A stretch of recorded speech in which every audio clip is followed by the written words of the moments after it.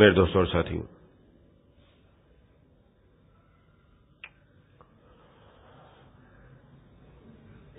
محبوب کبریا خاتم الانبیاء سرکار دو عالم صلی اللہ علیہ وسلم نے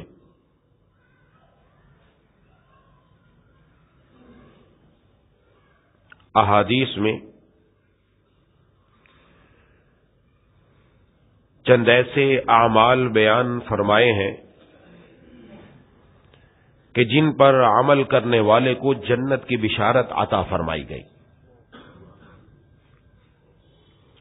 ظاہر ہے ہم سب کے دنیا میں آنے کا مقصد اللہ تبارک و تعالی کی فرما برداری اور عبادت۔ ہمیں معلوم ہونا چاہیے کون سے اعمال جنت میں لے جانے والے ہیں اور کون سے اعمال جہنم میں لے جانے والے ہیں، تاکہ ہم کوشش کریں، مجھے پتہ چل جائے کہ یہ اعمال جنت میں لے جانے والے ہیں، میں اپنی زندگی میں لے آؤں، ان میں سے کچھ نہ کچھ کو تو اپنی زندگی میں لے کر آؤں نا۔ اس لیے یہ تھوڑا سا سلسلہ ابھی شروع کیا ہے کہ جس کے اندر جناب نبی کریم صلی اللہ علیہ وسلم نے بشارت عطا فرمائی کہ یہ 2 عمل کر لو، یہ 3 عمل کر لو، یہ 4 عمل کر لو، اللہ تبارک و تعالی اس کی وجہ سے تمہیں جنت میں داخل فرما دیں گے۔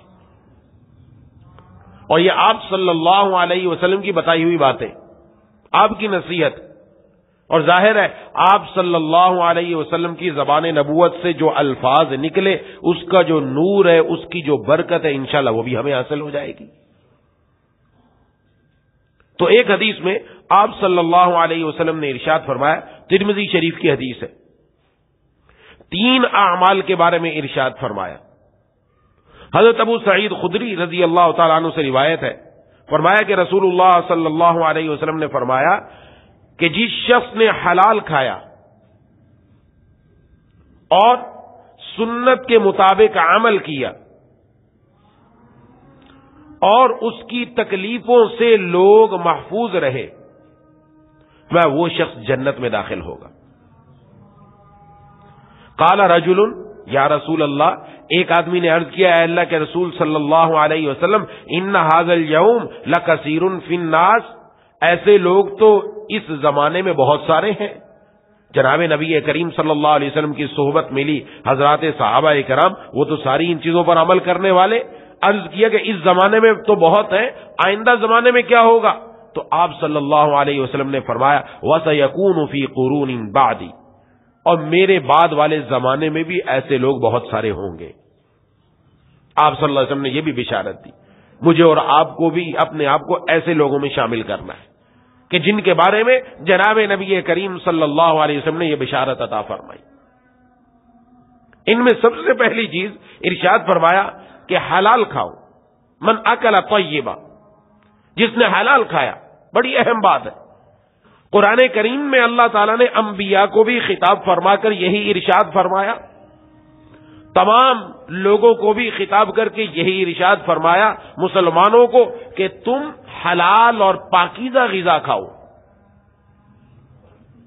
اس کے بعد دوسرے نمبر پر حدیث شریف میں بھی اور قرآن کریم میں بھی اللہ نے حلال کھانے کے بعد ارشاد فرمایا اور نیک عمل کرو، اور حدیث میں آپ صلی اللہ علیہ وسلم نے فرمایا اور میری سنت پر عمل کرو، جس سے اشارہ ہے جب بندہ حلال کھائے گا تب نیک عمل کرے گا، تب حضور کی سنت پر عمل کرنے کی توفیق ملے گی۔ اگر حرام کھا رہا ہے، حرام کا اثر اپنا ہے، حلال کا اثر اپنا ہے۔ اور جناب نبی کریم صلی اللہ علیہ وسلم نے اس کو بہت اہمیت سے بیان فرمایا۔ اب حلال کھانے کے اندر بہت ساری، دنیا کے اندر جتنی چیزیں یہ ساری حلال ہیں، یہ ذہن میں رکھنا چاہیے، سب چیزوں میں حلال ہے، لیکن گوشت حرام ہے۔ کوئی بھی گوشت کسی بھی جانور کا حرام ہے۔ حلال کب ہوگا؟ اس کے اندر جب ذبح کی شرط پائی جائے گی تب وہ ہمارے لیے حلال ہوگا، ورنہ حرام ہے۔ کوئی بھی جانور ایسے نہیں کھا سکتے، زندہ ہے اس میں سے گوشت نکالا آپ کھا لیں، ایسے نہیں ہوگا، ذبح کرنا پڑے گا۔ خاص جانور، متعین جانور، ان کو ذبح کرو گے تو حلال ہوں گے، ورنہ وہ حرام ہے۔ اب ہم وہ جو گوشت کھا رہے ہیں، آیا وہ حلال طریقے سے ذبح کروا کے کھایا کہ نہیں کھایا؟ خاص طور پر مرغی کا گوشت، حلال طریقے سے ذبح ہوا کہ نہیں ہوا؟ ہم تو جاتے ہیں اور اپنے سامنے ذبح کرانا چاہیے. اس نے بسم اللہ بھی پڑھی کہ نہیں پڑھی؟ اللہ کا نام لے کر ذبح کیا کہ نہیں کیا؟ وہ گالیاں دے رہا ادھر ذبح ہو رہا ہے. ذبح ہونے کے بعد جب پوچھا کہ تو نے اللہ کا نام لیا، کہا بسم اللہ. اب پڑھنے کا کیا فائدہ؟ اب تو ہو گئی، ختم ہو گئی. اس کو کوئی گھنٹے لگتے ہیں. یہ حرام تو نہیں جا رہا کہیں ہمارے اندر، اس کا اثر بھی اپنا ہے، اس کا اثر بھی اپنا ہے. یہ جو آج باہر بہت ساری دنیا کے اندر مختلف قسم کی چیزیں اور گوشت والی چیزیں جو ہوٹلوں کے اندر بن بن کر مختلف طریقوں سے آ رہی ہیں، اس کے اندر گوشت کون سا استعمال ہو رہا ہے؟ ہمیں خوب غور کرنا چاہیے اپنی زندگی کے اندر. اس کا اثر زندگی میں آتا ہے اور ہم دیکھ رہے ہیں، اس کا اثر آتا ہے. حضرت مولانا محمد یعقوب نانوتوی رحمت اللہ علیہ ارشاد فرمایا کہ ایک مرتبہ کسی نے دعوت کی، فرمایا وہاں چلا گیا، جیسے ہی کھانا کھایا، ایک لقمہ کھایا، لقمہ کھاتے ہی احساس ہو گیا کہ اس کی کمائی حرام کی ہے. لقمہ کھاتے ہی احساس ہو گیا. جب لقمہ کھاتے ہی احساس ہو گیا، آگے کھانا نہیں کھایا. پتہ نہیں تھا کہ اس کی کمائی کیسی ہے. بظاہر آدمی نیک ہے، بظاہر آدمی اچھا ہے، کسی کو ہم یہ نہیں کہہ سکتے تو حرام کما رہا ہے جب تک ہمارے پاس یقین نہ ہو. یہ بھی ذہن میں رکھنا چاہیے، خام کا کسی پر الزام نہیں لگانا چاہیے. ہاں پتہ چل گیا کہ اس کی کمائی حرام کی ہے، یہ بینک کے اندر نوکری کرتا ہے، اس کے پاس جو ہے وہ کسی انشورنس کمپنی کے اندر کام کر رہا ہے، کوئی حرام کما رہا ہے، جوا کی کمائی آ رہی ہے، دوسری کمائی آ رہی ہے، حلال طریقے سے نہیں آ رہی، تو بچنا چاہیے. تو فرمایا اس کا اثر یہ ہوا 40 دن تک میرے دل میں گناہوں کے تقاضے پیدا ہوتے رہے. 40 دن تک. یہ ان لوگوں کو پتہ چلتا ہے جن کے دل صاف و شفاف ہو، آئینہ ہو، اور جو کھا ہی رہا ہے اس کو پتہ ہی نہیں چلتا کیا ہو رہا کیا نہیں ہو رہا. حلال کا اثر الگ، حرام کا اثر الگ ہے. اس لیے اپنی جو غذا ہے، غذا اس میں خصوصاً گوشت کے بارے میں بڑا محتاط رہنا چاہیے کہ یہ مجھ تک حلال طریقے سے پہنچا ہے کہ نہیں پہنچا، کیونکہ شریعت نے اس کو حرام کرا ہے اور جب تک حلال نہیں ہوگا کام نہیں بنے گا. جیسے ہم قربانی کے موقع پر کیسے ذبح کرنے میں اہتمام کرتے کہ نہیں کرتے، ذبح کرتے ہوئے باقاعدہ ان سب چیزوں کو کہ نہیں اس کو قبلے کی طرف کرو اور چل بسم اللہ پڑھ، پہلے اہتمام سے سارے کام ہوتے ہیں. تو یہ عام دنوں میں بھی ہونے چاہیے نا. کسی کے پاس گئے پیسہ دے کر چیز لے رہے ہیں تو حرام کیوں لیں، حلال لیں نا. وہ کہ جی پہلے کا گوشت رکھا ہوگا اپنے پاس ہی رکھو، ہمیں تو ابھی تازہ گوشت آپ نکال کر دو، ہمارے سامنے ذبح کرو، پتہ چلے کہ آپ نے کس طریقے سے اس کو ذبح کیا کہ نہیں کیا. اس کا بڑا خاص خیال رکھنا چاہیے. شادیوں کے موقع پر تو مرغیوں کی لائنیں لگی ہوئی ہیں، بس ادھر پکڑی اور ادھر ذبح، ادھر پکڑی ادھر ذبح ہو رہا ہے، دوا کی چل رہا ہے کام، اور پتہ ہی نہیں کہ زبان سے بسم اللہ اللہ اکبر کہا کہ نہیں. جان بوجھ کر اگر کوئی آدمی بسم اللہ پڑھنا چھوڑ دے وہ جانور حرام ہے، حرام، حلال نہیں ہوگا. یاد رکھیے چھری پھیرنے سے حلال نہیں ہوتا، اللہ کا نام لینے سے حلال ہوتا ہے. جب تک چھری پھیرنے کے ساتھ ساتھ اللہ کا نام نہیں ہوگا کام نہیں بنے گا، یہ یاد رکھنا چاہیے. اب وہ غذا کا اہتمام ہو حلال. باقی حرام کی جو نوست ہے وہ تو ابھی نہیں بیان کر سکتا، ابھی تو صرف جنت میں لے جانے والے اعمال میں یہ ایک عمل ہے جو جناب نبی کریم صلی اللہ علیہ وسلم نے ارشاد فرمایا. حضرت سعد بن ابی وقاص رضی اللہ تعالیٰ عنہ نے جناب نبی کریم صلی اللہ علیہ وسلم سے عرض کیا. یہ کون ہے؟ حضرت سعد بن ابی وقاص رضی اللہ تعالیٰ عنہ کو معمولی صحابی نہیں ہے، بہت اونچے درجے کے، بہت اونچے درجے کے. ویسے تو ہم نے سنا اور پڑھتے ہیں کہ کسی صحابی نے عرض کیا اے اللہ کے رسول صلی اللہ علیہ وسلم میرے ماں باپ آپ پر قربان. یوں سنتے ہیں ہم، لیکن یہاں آپ برعکس سنیں گے. غزوہ احد کے موقع پر حضرت سعد بن ابی وقاص رضی اللہ تعالیٰ عنہ کو ارشاد فرمایا، یہ تیر اندازی میں بڑے ماہر تھے، تاک تاک کر تیر مار رہے تھے دشمنوں کو. تو آپ صلی اللہ علیہ وسلم نے کیا ارشاد فرمایا؟ اے سعد میرے ماں باپ تجھ پر قربان، اسی طرح تیر چلاتا رہے. سبحان اللہ. حضور فرما رہے ہیں، یہ ان کی بڑی فضیلت ہے ان کی، حضور نے ان کو فرمایا. اور ایک حدیث میں ارشاد فرمایا اللہ تعالیٰ سے دعا کر کے اے اللہ سعد جب آپ کے سامنے ہاتھ اٹھائے تو اس کی دعا قبول فرما لیا کرے. انہوں نے پوچھا حضور صلی اللہ علیہ وسلم سے اے اللہ کے رسول صلی اللہ علیہ وسلم میں مستجاب الدعوات کیسے بن جاؤں، میری دعائیں قبول ہو، اس کا طریقہ کیا ہو؟ آپ صلی اللہ علیہ وسلم نے ارشاد فرمایا حلال کھاؤ، پاکیزہ کھاؤ، اللہ تمہاری دعائیں قبول فرمائیں گے.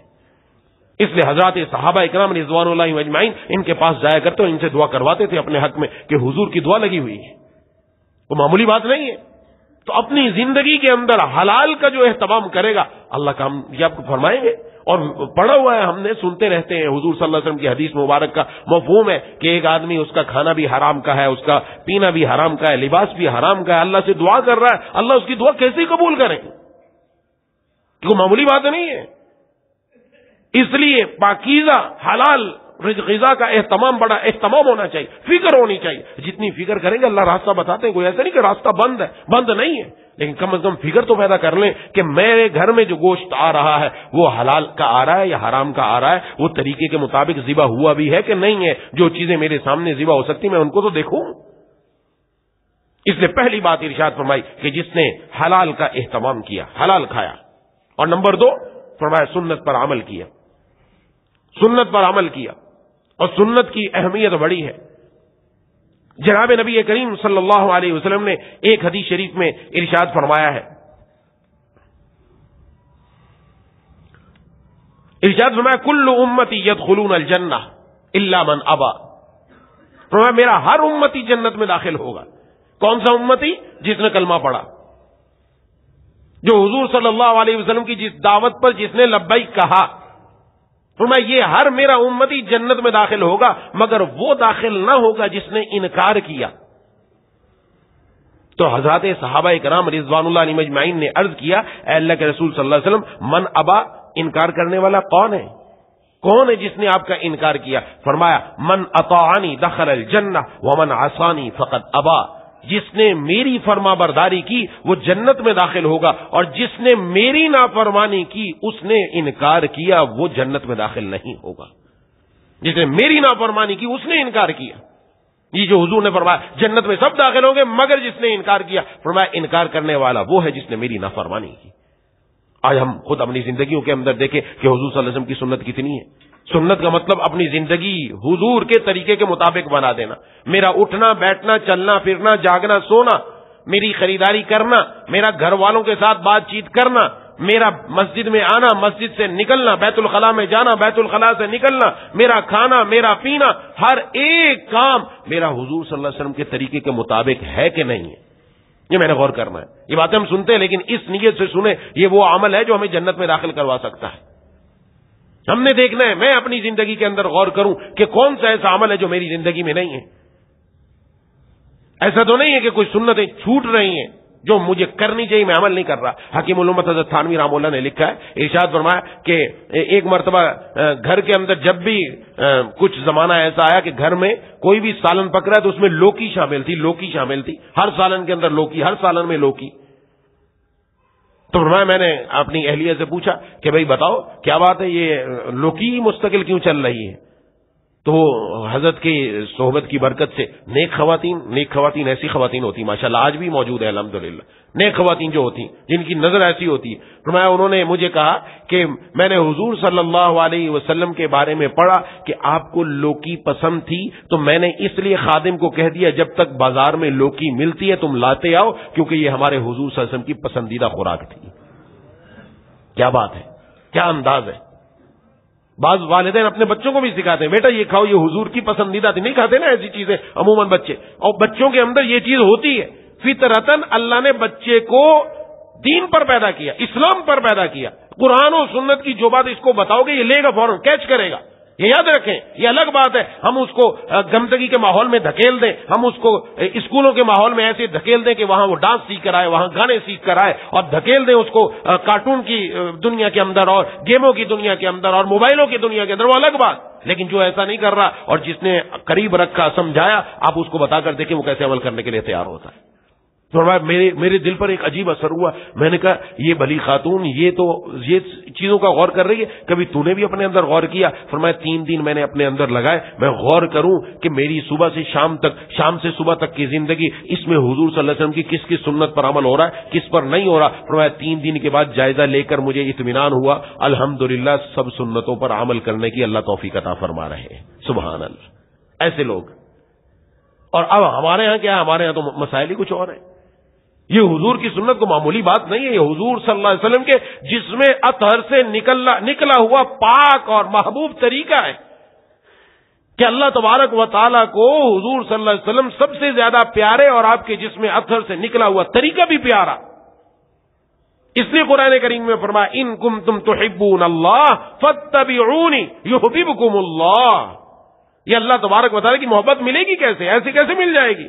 اللہ کیسے تمہیں اپنا پیارا بنائیں گے؟ اللہ پیارا بنائیں گے فرمایا اس کی ایک ہی شرط ہے کہ حضور صلی اللہ علیہ وسلم کی اتباع کرو، ان کی پیروی کرو. جو ان کی پیروی کرے گا، چونکہ وہ ہمارے اتنے پیارے ہیں، اتنے پیارے ہیں، اتنے پیارے ہیں، جو ان کی سیرت اور صورت کو نقل کرتا ہے اس پر ہمیں بھی پیار آ جاتا ہے. اب ہم اپنی زندگیوں کا جائزہ لیں کہ ہمارا اٹھنا بیٹھنا، چلنا پھرنا، جاگنا سونا اور مسجد میں آنا، مسجد سے نکلنا، یہ کس کے طریقے کے مطابق ہو رہا ہے؟ یہ کوئی لمبا چوڑا کام نہیں ہے، صرف تھوڑا سا دھیان رکھنا ہے. صرف تھوڑا سا دھیان رکھیں. مسجد سے نکلنا ہے، میں سنت کے مطابق نکل رہا ہوں کہ نہیں نکل رہا؟ سنت کے مطابق نکلنا شروع کر دیں. اور یہ معمولی نہ سمجھے کہ سنت کو معمولی چیز ہے، معمولی چیز نہیں ہے. جناب نبی کریم صلی اللہ علیہ وسلم نے ایک حدیث میں حضرت انس رضی اللہ تعالی عنہ سے ارشاد فرمایا اے بیٹے، اگر ایسا ہو سکتا ہے تو صبح اور شام اس طرح کرے کہ تیرے دل میں کسی کے بارے میں کینہ نہ ہو تو ایسا کر لینا. دل میں کینہ کسی کے بارے میں نہ ہو، ایسا کر لینا. اور پھر ارشاد ہو رہا ہے اے بیٹے یہ میری سنت ہے، اور جس نے میری سنت سے محبت کی اس نے مجھ سے محبت کی، اور جس نے مجھ سے محبت کی وہ میرے ساتھ جنت میں ہوگا. سبحان اللہ، میرے ساتھ جنت میں ہوگا. یہ کوئی معمولی بات ہے، یہ تو معمولی چیز نہیں ہے. حضرات صحابہ کرام رضوان اللہ اجمعین ان کے دلوں میں تو یہی بات تھی. عرض کیا ہے اللہ کے رسول صلی اللہ علیہ وسلم ابھی جب دل چاہتا ہے آپ کی خدمت میں حاضر ہو جاتے ہیں، آپ کی زیارت نصیب ہو جاتی ہے، آپ کو دیکھ لیتے ہیں، دل کو ٹھنڈ پڑ جاتی ہے. قیامت والے دن جب آپ جنت میں تشریف لے جائیں گے آپ تو بہت بلند و بالا مقام پر ہوں گے، ہمارا کیا ٹھکانہ وہاں اگر آپ کی زیارت ہی نہیں ہوئی تو کیا ہوگا؟ یہ محبت کرنے والے جنت میں پہنچ کر بھی جن کی نظر حضور صلی اللہ علیہ وسلم کی ذات اقدس پر، فرمایا آپ صلی اللہ علیہ وسلم نے جو جس سے محبت کرتا ہے وہ قیامت کے دن اور جنت میں اسی کے ساتھ ہوگا. جو جس سے محبت کرتا ہے اسی کے ساتھ ہوگا. کا تسلی ہو گئی ہمیں کہ وہاں بھی حضور کا ساتھ نصیب ہوگا انشاءاللہ. تو یہ کتنی معمولی دولت تھوڑی ہے، اس کو معمولی نہیں سمجھنا چاہیے. ایک سنت کی وجہ سے اللہ بندے کا معاملہ صاف فرما دیتے. ایک سنت کی وجہ سے اللہ کہیں سے کہیں تک پہنچا دیتے ہیں. اور اس وجہ سے چھوڑ دی کہ حضور کی سنت نعوذ باللہ چھوڑ دیا. فیشن کو چھوڑنے کے لیے تیار نہیں ہے. کوئی فیشن آ جائے، وہ فیشن ہماری زندگی میں آ رہا ہے نعوذ باللہ. نوجوان طبقہ اس فیشن کو لے رہا ہے، گھر میں خواتین اس فیشن کو لے رہی، اس فیشن کے مطابق لباس ہے، اس فیشن کے مطابق اپنے سر کے بال ہے، اس فیشن کے مطابق اپنا پاجامہ پہن رکھا ہے، پینٹ پہن رکھی ہے. جو فیشن آ رہا ہے گندا سندا جیسا گھسا پسا اس کو قبول کرنے کے لیے تیار ہے. اور نہیں تیار تو جناب نبی کریم صلی اللہ علیہ وسلم کی سنت ہماری زندگی میں نظر نہیں آ رہی. کیسے کام بنے گا؟ الٹے ہاتھ سے کھانے پینے کا رواج ہے، کھا لو پی لو الٹے ہاتھ سے، کوئی پتا نہیں کہ میں یہ کام کیا کر رہا ہوں. حضور کی سنت سے ہم منہ پھیر رہے ہیں. آپ نے فرمایا کہ بائیں ہاتھ سے شیطان کھاتا ہے، اور جو شیطان بائیں ہاتھ سے کھاتا ہے یہ بائیں ہاتھ سے کھانے والے میں شیطانی حرکات آنا شروع ہو جائیں گی، اور آتی ہیں، دیکھتے ہیں. لیکن ہمارے یہاں ماحول ہی عجیب ہے. کھڑے ہو کر کھانا، شادیوں میں کھڑے ہو کر کھا رہے ہیں. کھڑے ہو کر کھانا تو سکھایا ہی نہیں ہمیں. ہمارا کام ہے بیٹھ کر کھانے کا. بیٹھ کر کھاؤ، زمین پر دسترخوان لگے. یہ کون سے ہم نے نئے طریقے نکال لے؟ لیکن نہیں، بس اس کے بغیر ہمارا کام ہی نہیں بنتا. کیا کریں؟ پلیٹ صاف کرنا سنت ہے. شادیوں میں کتنا کھانا ضائع ہو رہا ہے، کون کر رہا ہے؟ یہ امیر لوگ. خوب ڈال لیا اور ڈالنے کے بعد نہیں کھا سکے، وہیں چھوڑ کر آ گئے. وہ کہاں جا رہا ہے؟ وہ زمین کی نظر، گندی نالیوں کی نظر ہو رہا ہے نعوذ باللہ. یہ کون سے سنت پر عمل ہے؟ یہ تو سنت پر عمل کا حکم دیا. اپنی زندگی میں سنت کو لے کر آؤ، سنت کو لے کر آؤ، سنت طریقے کے مطابق ہو معاملہ. اس لیے میں اور آپ نے اپنی زندگی میں غور کرنا ہے کہ سنت کے مطابق عمل ہو رہا ہے کہ نہیں ہو رہا ہے بھائی. یہ دوسرا عمل ہے، یہ اس پر بات تفصیلی ہو جائے گی. پھر بس اتنا ذہن میں رکھے کہ میں اور آپ آج سے عہد کر لیں انشاءاللہ حضور کی ہر سنت پر عمل کریں گے انشاءاللہ. روزانہ ایک سنت گھر میں پڑھنے کا معمول بنا لیں. میرے پاس کتاب ہے، وہ کتاب لے لیں. پیارے نبی صلی اللہ علیہ وسلم کی پیاری سنتیں، ہمارے پیارے مرشد عارف باللہ مجدد زمانہ حضرت اقدس حضرت مولانا شاہ کی محمد اختر صاحب نور اللہ مرکزہ کی باقاعدہ احادیث کے دلائل ہے نیچے کہ یہ سنت یہ سنت یہ سنت اپنی زندگی میں لے آئیں. اس کے علاوہ کوئی لینا چاہے اسوہ رسول اکرم صلی اللہ علیہ وسلم حضرت ڈاکٹر عبدالحی عارفی رحمۃ اللہ علیہ کی، جس کے اوپر نظر فرمائی ہے مفتی اعظم پاکستان حضرت مولانا مفتی محمد رفیع عثمانی صاحب رحمۃ اللہ علیہ نے. وہ لے لیں. وہ صبح سے شام تک آپ کو پتہ چل جائے گا میری زندگی کیسے گزرے. کوئی پریشانی کی بات نہیں ہے، کوئی آپ کو لمبا چوڑا کام نہیں کرنا پڑے گا. صرف مجھے پتہ چل جائے میں اپنی زندگی کو ویسا ہی کر لوں. میں نے صبح اٹھنا بھی ہے، میں نے صبح اٹھ کر واش روم جانا بھی ہے، میں نے قضاء حاجت کرنی بھی ہے، میں نے وضو بھی کرنا ہے، میں نے ناشتہ بھی کرنا ہے، میں نے گھر سے نکلنا بھی ہے. یہ سارے کام میرے ہیں، میں نے یہ سب کام کرنے. اگر یہ کام سنت کے مطابق ہونے لگ جائے میرے ہر کام کے اندر نور اور برکت آنا شروع ہو جائے. بس اتنی سی بات ہے، اتنا دھیان رکھنا ہے. تو روزانہ ایک سنت کا تذکرہ گھر والوں کے سامنے ہو جائے کہ آج ہم ایک سنت کا تذکرہ کریں گے اور سب گھر والے اس پر عمل کریں. گھر والوں کو بتانے کا مقصد کیا ہوگا، فائدہ کیا ہوگا؟ اگر کبھی ہم سے بھول ہو گئی تو بچہ کہے گا ابا آج یہ سنت رہ گئی، اماں یہ سنت رہ گئی، بچے تو یاد رکھتے ہیں، آج کل بچے ماشاءاللہ ہوشیار ہیں، تیز ہیں، وہ فوراً بول دیتے ہیں کہ یہ والی سنت رہ گئی. غلطی سے کبھی کھڑے ہو کر پانی پینے لگے، بیٹے نے کہا آپ کھڑے ہو کر پانی پی رہے، ہمیں تو بتایا تھا بیٹھ کر پینا سنت ہے، یاد آ کے بیٹھ کر پی لیا. یہ وہ چیزیں یہ ایک دوسرے کو آگے بڑھاتی ہیں. یہ معمولی باتیں نہ سمجھیں، یہ سنت وہ ہے جو انسان کو کہیں سے کہیں تک پہنچا دیتی ہے. حدیث شریف میں جناب نبی کریم صلی اللہ علیہ وسلم نے ارشاد فرمایا، ایک حدیث شریف میں ہے، یہ ایک عمل ہے کیا کہ عام طور پر الحمدللہ مسلمانوں کو توفیق ہوتی کر لیتے ہیں کہ جب ہم قبرستان جاتے ہیں میت کو لے کر اور دفناتے ہیں، دفنانے کے بعد جو مسلمان وہاں موجود ہوتے ہیں کوشش کرتے ہیں کہ قبر کے اوپر مٹی ڈال کر آئیں. 3 مٹھی مٹی ڈال کر آتے ہیں، مٹی ڈالی. یہ کوئی عمل فرض واجب نہیں، حدیث سے ثابت ہے، مستحب عمل ہے، آپ صلی اللہ علیہ وسلم کا طریقہ ہے. اس کے نیچے ملا علی قاری رحمت اللہ علیہ، جنہوں نے مشکات شریف جو میرے سامنے ابھی کتاب ہے اس کی شرح لکھی ہے مرقات، اس کے اندر واقعہ بیان فرمایا. واقعہ کیا لکھا؟ فرمایا ایک شخص کا اللہ تبارک و تعالیٰ کے سامنے حاضری ہوئی اور اس کا جب معاملہ دیکھا گیا نیکیوں کا اور برائیوں کا، تو معاملہ ایسا ہوا کہ نیکیوں کا پلڑا اٹھ گیا، برائیوں کا پلڑا جھک گیا. وہ بہت گھبرا گیا، اب کیا ہوگا میرے ساتھ. اچانک اسی گھبراہٹ میں تھا کہ ایک طرف سے ایک تھیلی اڑتی ہوئی آئی اور میرے نیکیوں والے پلڑے میں گری اور نیکیوں والا پلڑا جھک گیا. حکم ہوا جاؤ ہم نے تمہاری مغفرت فرما دی. کام بن گیا، خوش ہو گیا. کہا لیکن میں نے کہا میں جا کر دیکھوں تو صحیح اس تھیلی میں کیا. کہا جا کر میں نے اس تھیلی کو کھول کر دیکھا تو اس کے اندر سے مٹی نکلی. میں نے کہا یہ کیا ہے؟ کہا یہ وہ مٹی ہے جو تو نے سنت سمجھتے ہوئے قبر پر ڈالی تھی، آج اس کی وجہ سے اللہ نے تیرا کام بنا دی ہے. یہ سنت، یہ ابھی میں تھوڑی سی بات عرض کی ہے، یہ سنت معمولی بات نہیں ہے. اگر زندگی میں سنت نہیں تو پھر کچھ نہیں. زندگی ہماری تبھی کامیابی کی طرف جائے گی، ہماری دنیا بھی بنے گی، آخرت بھی بنے گی، قبر بھی بنے گی، جب حضور صلی اللہ علیہ وسلم کا طریقہ میری اور آپ کی زندگی میں آ جائے. اس کے مطابق اپنے آپ کو بنانا ہے. بس دنیا کے فیشن چھوڑو. دنیا کے فیشن کیا بیچتے ہیں، یہ کن لوگوں سے نکلے، یہ تھوڑا سا اس کو توجہ رکھنی چاہیے. کن لوگوں سے یہ فیشن نکل کر آیا؟ جو ہمارے بالوں کا فیشن ہے، جو ہمارے ناخنوں کا فیشن ہے، جو ہمارے جسم میں کپڑوں کا فیشن ہے، جو جوتوں کا فیشن، کہاں سے نکل کر آیا؟ یہ کن لوگوں سے؟ اداکاروں سے، فنکاروں سے، گلوکاروں سے، گندے لوگوں سے، اللہ کے نافرمان لوگوں سے اور کافروں سے نکل کر آیا. آج ہم اٹھا کر اپنے اندر لے رہے ہیں. اور محبوب کبریا صلی اللہ علیہ وسلم کی سنت طریقہ کہاں سے نکل کے آیا؟ جناب نبی کریم صلی اللہ علیہ وسلم کے جسم اطہر سے، کہ آپ کے جسم اطہر سے جو عمل نکلا وہ خوشبو والا عمل، اور جس نے اس خوشبو والے عمل کو اپنی زندگی میں سمویا، اللہ نے اس کی خوشبو دنیا کے اندر پھیلا دی. حضرت ویسے کرنی رحمت اللہ علیہ جناب نبی کریم صلی اللہ علیہ وسلم کے دور میں تھے. حضور صلی اللہ علیہ وسلم کی زیارت نصیب نہ ہوئی، حضور کی صحبت نہ ملی، اس سے صحابی کا شرف نہیں ہوا ان کو. لیکن آپ صلی اللہ علیہ وسلم نے ان کے بارے میں یمن کی طرف اشارہ کر کے فرمایا، مدینے میں کھڑے ہو کر فرمایا مجھے یمن سے اللہ کی محبت کی خوشبو آ رہی ہے. یہ ہوتی ہے وہ چیز، یہ معمولی نہ سمجھیں. یہ جن اعمال پر ہم جو حضور کے طریقے پر چلتے ہیں، قرآن کے طریقے پر چلتے ہیں، ان اعمال کے اپنے اثرات ہیں، نتائج ہیں، وہ دوسروں پر پڑتے ہیں. اس کی وجہ سے نہ جانے ہمارے لیے اللہ کیا کیا مہربانیاں فرماتا ہے. یہ جب جا کے پتہ چلے کہ جب یہ آنکھ بند ہوگی کہ فلانا عمل جو ہم نے کیا تھا معمولی سمجھتے ہو، اللہ نے کہاں سے کہاں تک پہنچا دیا. تو بہرحال یہ دوسرا عمل. تیسرا عمل ارشاد فرمایا اور لوگ اس کی تکلیفوں سے محفوظ ہو، اپنی ذات سے دوسروں کو تکلیف نہ دے. یہ گر بتایا گیا، اصول بتایا گیا. حدیث شریف میں جناب نبی کریم صلی اللہ علیہ وسلم نے مسلمان وہ ہے کہ جس کی ذات سے، ہاتھ سے، زبان سے دوسروں کو تکلیف نہ پہنچے، اپنی ذات سے نہ پہنچے. اور اس کے لیے کرنا کیا؟ اس کے لیے کرنا جو دوسروں کی تکلیف برداشت کرنا شروع کر دیتا ہے وہ دوسروں کو تکلیف نہیں دیتا. یاد رکھیں، دوسروں کی تکلیف کیسے برداشت کرنے؟ اچھا اس کا تعلق صرف ایسے نہیں کہ 2-4 بندوں سے، اس کا تعلق سب سے. بیوی بچوں کو تکلیف نہیں دے سکتے، جائز نہیں. بیوی بچوں کو تکلیف نہیں دے سکتے، ماں باپ کو نہیں دے سکتے، بہن بھائیوں کو نہیں دے سکتے، دوست و احباب کو نہیں دے سکتے. کاروبار کے اندر کاروبار شریک ہے ہمارے ساتھ، اس کو نہیں دے سکتے. دکان کے ساتھ دکان لگی پڑی ہے، اس کو نہیں دے سکتے. مسجد میں آ کر بیٹھے، مسجد میں کسی دوسرے کو تکلیف نہیں دے سکتے. جائز نہیں، اجازت نہیں کسی بھی جگہ. بڑی تفسیر ہے اس کی. لیکن ایک آدمی کہتا ہے چلو یہ ہمارا بھائی غلط کام کر رہا ہے، میرے ساتھ غلط رویہ اختیار کیا، چلو معاف کیا، کوئی نہیں، میں اپنی طرف سے شفقت نہیں چھوڑوں، رحم نہیں چھوڑوں، حضور صلی اللہ علیہ وسلم والے سچے اخلاق، پیارے اخلاق نہ چھوڑوں. جو بندہ یہ رکھتا ہے وہاں کبھی جھگڑا نہیں ہوگا.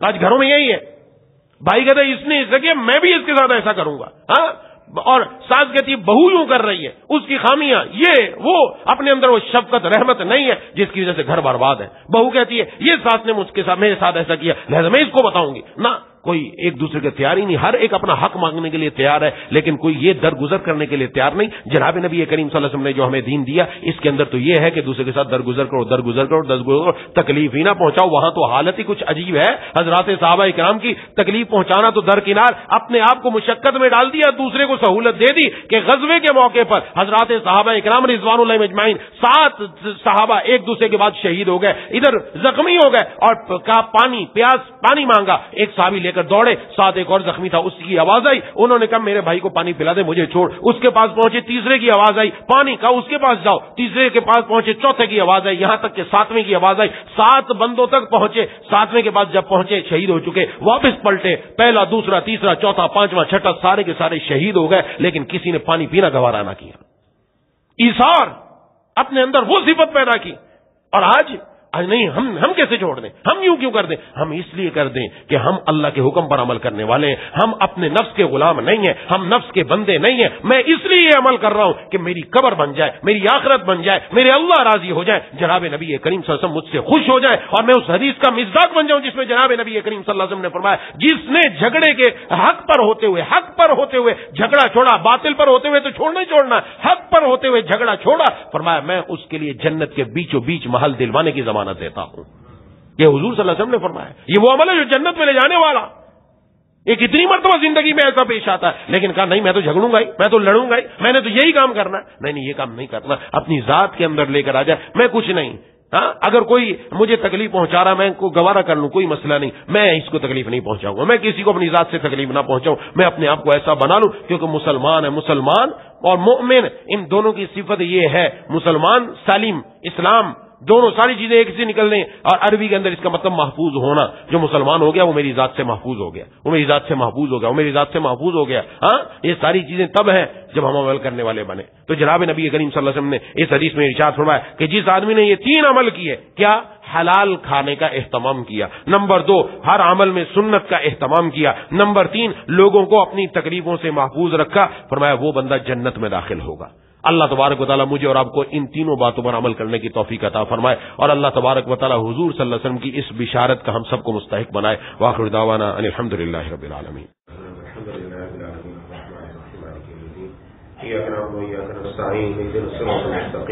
صراط الذين أنعمت عليهم غير المغضوب عليهم ولا الضالين اللهم صل على سيدنا ومولانا محمد وعلى آل سيدنا ومولانا محمد وبارك وسلم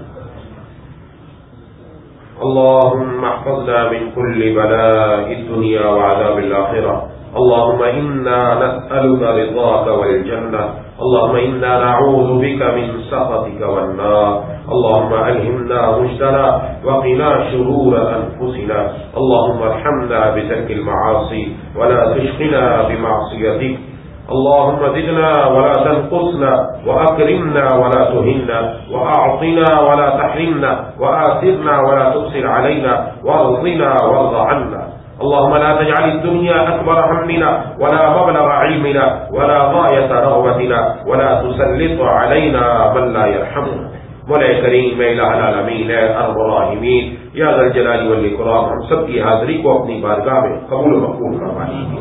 یا حلیم یا کریم یا اللہ، ہمارے والدین کی، بیوی بچوں، بہن بھائیوں، دوستوں، احباب، تمام رشتہ داروں، اہل پاکستان کی پوری امت مسلمہ کی مغفرت فرما دیجیے۔ مولا کریم الہ العالمین ارحم الراحمین یا ذا الجلال والاکرام یا اللہ، آپ کے محبوب صلی اللہ علیہ وسلم نے جن اعمال پر جنت جانے کی بشارت عطا فرمائی، ان اعمال کو اپنی زندگی میں اختیار کرنے کی توفیق عطا فرما۔ مولا کریم حلال کما کر حلال کھانے کی توفیق عطا فرما، لقمہ حرام سے ہم سب کی حفاظت فرما۔ مولا کریم الہ العالمین ارحم الراحمین ہر عمل میں اپنے محبوب صلی اللہ علیہ وسلم کی سنت کی پیروی کرنے کی توفیق عطا فرما۔ یا ذا الجلال والاکرام ہم سب کو اپنی ذات کو ایسا بناتے کہ ہماری ذات سے کسی کو تکلیف نہ پہنچے۔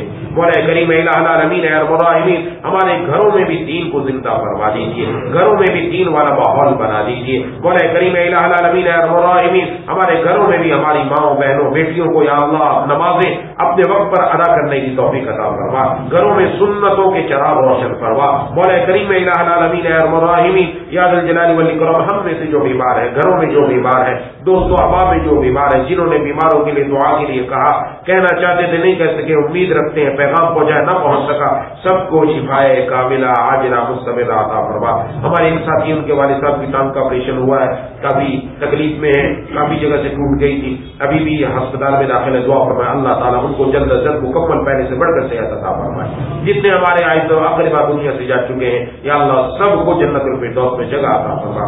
शहबाज भाई बच्चा जो था पिछली मरतबा जिसके लिए दुआ की इंतकाल कर गए, अल्लाह तबारक व तआला उनकी कामिल मग़फ़िरत फरमा दे। या इलाहुल आलमीन या ज़ल जलाली वल इकराम उनके वालिदैन को सब्र जमील अता फरमा दे। मौला करीम इलाहुल आलमीन या ज़ल जलाली वल इकराम और हम सबको मरने से पहले मौत की तैयारी की तौफीक अता फरमा। या इलाहुल आलमीन या अरहम अर्राहिमीन हम सबको बाहया बावफा बाखुदा बना दीजिए। मौला करीम इलाहुल आलमीन या अरहम अर्राहिमीन या ज़ल जलाली वल इकराम हम में से जो परेशान हाल है उन सब की परेशानियों को दूर फरमा दीजिए। मौला करीम रिज़्क़ के एतबार से जो परेशानियां दूर फरमा दे। या अल्लाह मुल्क पाकिस्तान की मईशत को मजबूत फरमा दे। या अल्लाह मुल्क पाकिस्तान को या अल्लाह इस्तेहकाम अता फरमा दे। या अल्लाह मुल्क पाकिस्तान को इस्तेहकाम अता फरमा दे। या अल्लाह मुल्क पाकिस्तान की मईशत के कमजोर होने की वजह से सारे मुसलमान पाकिस्तानी जितने भी हैं सब लोग रहने वाले, या अल्लाह वो महंगाई की वजह से परेशान है, मौला करीम मुल्क पाकिस्तान को इस्तेहकाम अता फरमाकर हर या अल्लाह पाकिस्तानी को या अल्लाह बखैर व आफियत इज्जत के साथ उसके घर में रिज्क नसीब फरमा दीजिए। मौला करीम इलाहुल आलमीन या रब्बुल आलमीन हमारे रोजगार में रिज्क में खूब बरकत अता फरमा दीजिए। हमारे माहाना सालाना यौमिया खर्चे बासानी पूरे फरमा दीजिए। मौला करीम रज़्ज़ाक़ आपकी जात है, या अल्लाह आप राजी होकर हम सब के लिए अपने रिज्क के दरवाजों को खोल दीजिए। मौला करीम अपने रिज्क के दरवाजों को खोल दीजिए। खुसूसन मुल्क पाकिस्तान पे अपनी करम नवाजी फरमा दीजिए। मौला करीम इलाहुल आलमीन या रब्बुल आलमीन या ज़ल जलाली वल इकराम या अल्लाह या अरहम अर्राहिमीन या अल्लाह जितने भी साथी मुझ समेत मौजूद हैं हम सब के दिलों में जितनी जायज तमन्नाएं हैं पूरी फरमा दीजिए। ऐ इलाहुल आलमीन जो बे औलाद है उनको नेक सालेह औलाद अता फरमा दीजिए। जो औलाद वाले उनकी औलाद को नेक मुत्तकी परहेजगार बना दीजिए। हमें अपने वालिदैन की आंखों की ठंडक बना दीजिए। हमारे वालिदैन की हर दुख दर्द तकलीफ बीमारी परेशानी दूर फरमा दीजिए। या अल्लाह या ज़ल जलाली वल इकराम हमारी औलाद को हमारी आंखों का तारा अपना प्यारा बना दीजिए। ऐ अल्लाह या इलाहुल आलमीन या रब्बुल आलमीन जिन बच्चों और बच्चियों के रिश्ते नहीं हो रहे, या अल्लाह उनके रिश्ते करवा कर या अल्लाह उनको हिकमत और पाक दामनी के साथ जिंदगी गुजारने वाला बना दीजिए। मौला करीम इलाहुल आलमीन या रब्बुल आलमीन या ज़ल जलाली वल इकराम या अल्लाह जो मांग सके वो भी अता फरमा, जो मांगना चाहिए था नहीं मांगा बगैर मांगे नसीब फरमा दीजिए। सलाम की आज़ा सलाम के ईमान के साथ जिंदा रखिए। सलाम की आज़ा सलाम के ईमान के साथ दुनिया से उठाइए। अचानक मौत से हम सब की हिफाजत फरमा। एक्सीडेंट से जिस्म का कोई उज़्व ज़ाया हो जाने से हम सब की हिफाजत फरमा। मौला करीम थाने से कचहरी से अदालतों से मुख्तलिफ ऐसी जगहों से हम सब की हिफाजत फरमा। ऐ इलाहुल आलमीन दाएं बाएं ऊपर नीचे सामने पीछे हर तरफ से हमारी जान माल इज्जत आबरू की हिफाजत फरमा। मौला करीम इलाहुल आलमीन जितनी दुआएं आपके महबूब सरकार दो आलम सल्लल्लाहु अलैहि वसल्लम ने मांगी हैं सब हम सब के हक में कबूल फरमा। जिन चीजों से पनाह मांगी उन सबसे हम सबको पनाह अता फरमा। रब्बना तक़ब्बल मिन्ना इन्नका अंतस समीउल अलीम व तुब अलैना इन्नका अंतत तव्वाबुर रहीम। सल्लल्लाहु तआला अला खैरिल खल्क़ि मुहम्मद व अला आलिहि व अस्हाबिहि अजमईन बिरहमतिका या अरहमर राहिमीन आमीन या रब्बल आलमीन।